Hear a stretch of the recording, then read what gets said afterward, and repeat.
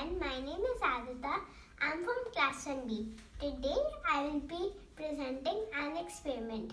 You will be needing a glass, a coaster of plastic. I am just using my coaster, but it can also be a sheet.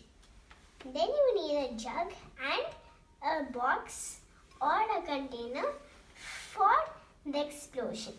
Take your jug and fill the glass up to the brim.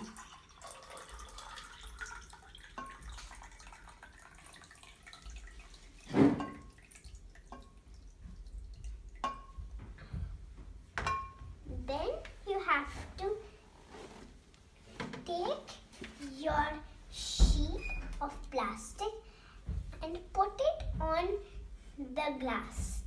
Then slowly invert the glass.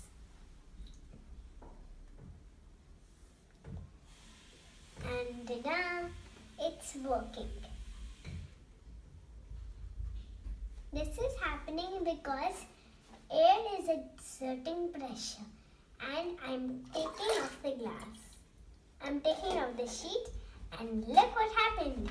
This is because it exerts pressure and I hope you like my video. Thank you. Bye.